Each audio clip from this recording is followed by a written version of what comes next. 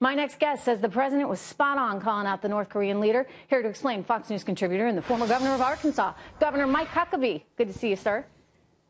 So he was spot on in your view. Thanks very much, Trish. In mine, too. Oh, but they're absolutely. freaking out. Absolutely.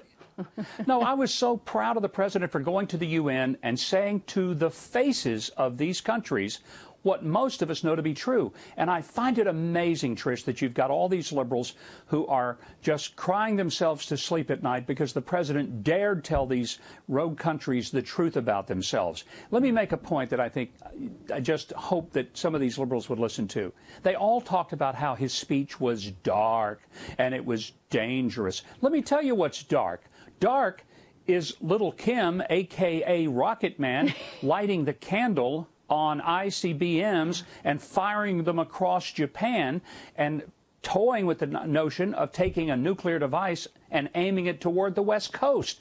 That's dark. That's dangerous. I want a president who says to them, you are not going to keep doing that. And when Hillary goes on Stephen Colbert and sits there and act like she's some savant and she says we need more diplomacy, I want to say, Hillary, you were the chief diplomat of the United States. How well did that work out for us? Your husband was president and over 20 years ago made the deal to let them continue to do what they're doing. Which, incidentally, Governor, would say, should how's be that working out for us? One giant warning when it comes to Iran and that deal that we made via President Obama in Iran, because you could see the same exact kind of thing unfolding. And North Korea should be a warning to us. And by the way, I don't blame entirely the Clintons. I mean, you had many administrations there, right and left, in between. And you know what? President Bush takes some responsibility for this, too. Somebody should have stepped up along the way. And now we're at a situation where somebody is stepping up.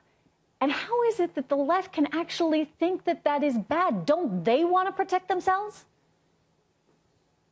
Well, this is what's amazing. And when you were talking to Colonel Peters, I mean, the obvious is true. China now has said, whoa, this guy's serious.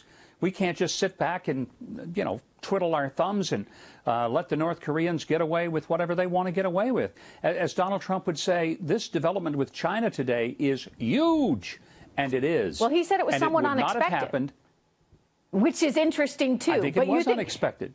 It would not have happened if what?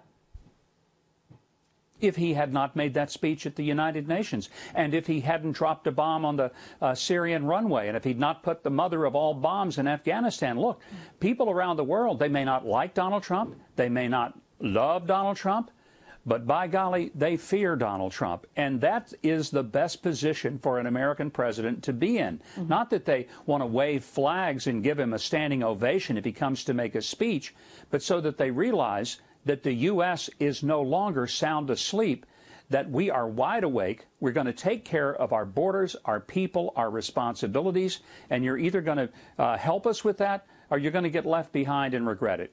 I think that's a long overdue message to send to the world. I am so proud of this president for standing up and saying it that way. Well, some healthy changes, perhaps. Thank you, Governor Huckabee. Good to see you.